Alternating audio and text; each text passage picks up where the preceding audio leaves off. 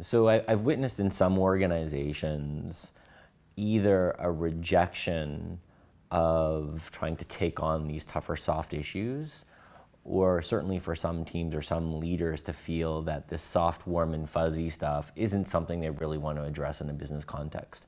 I think that's either because they don't believe in it, they're not ready to take it on, or they've seen it attempted and it doesn't seem to work. It doesn't drive results. It's a weekend retreat. It's a course that I took, but it doesn't actually result in any particular change in the dynamic of the organization or the team. So how would you think about that? What you hear a lot from organization is that when teams form, they get to go do some team building, or they get some team training, or some facilitators come in and help them work through. And the testimonies that our clients give us is that those interventions, as they're called, are very touchy-feely, they're very temporary, and they're done to them by external parties. So the experience is we have to do all this fun, simulated, role-playing game stuff, or we have to get taught these tools by a trainer, or someone's going to take us through a process. The end result of that oftentimes is an experience of, that was fun, so what? That was great, what do I do with it?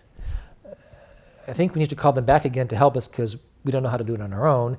And all these tools in this big toolkit, what the heck do we do with it? So it feels like a very soft approach. What's missing in our mind is an ability for the teams to actually begin to learn how to monitor themselves, observe themselves, and self-regulate in the moment while they work, and to bring in tools and techniques and practices and methods which help them be more effective as they work. And those tools can be very task-oriented, as Amy talked about earlier, like goal setting, managing meetings, making decisions, or very relationship-oriented, like listening, having good conversations, or building trust. When those are adopted to real work in the moment and the team can use them, then they have the opportunity to actually bring in pieces that are useful, that help them be more productive and perform. And that's when teaming all of a sudden becomes much more than a trick, a simulated environment, or some training. It actually becomes impactful and applied. That's the missing link, we believe. So when we hear from leaders, from teams that going the soft route or the nice route hasn't worked for them, sometimes they're actually confusing being kind, being nice and friendly with actually being vague and ambiguous.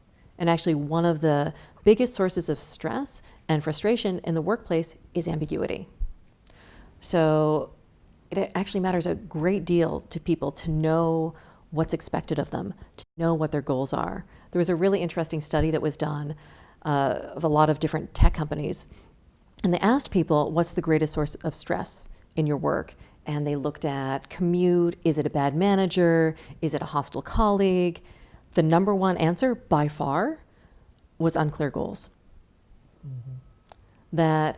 That was worse than these interpersonal issues. It was worse than long working hours. It's not that people mind working or mind having expectations. It's just when they're not clear, there's no structure, nothing concrete that people are working to, no meaningful purpose. So sometimes a leader will try to be more soft, more kind, and will end up just being vague and ambiguous. So instead of saying, I really need this report on my desk by Friday, they'll say, do you think maybe it's possible, could you perhaps get this to me as soon as you could?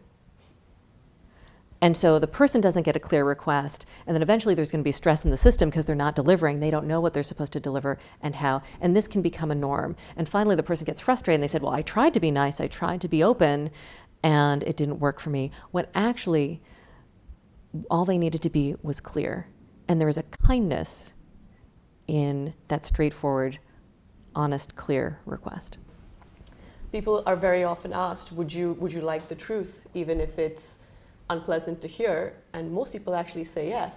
But then when you ask them, will you tell people the truth? Most of them say no. So there's a real discrepancy there. And I think what I've really come to realize is the deep value of authenticity, mm-hmm. and of being straightforward and doing that with kindness. So there's no kindness without the truth.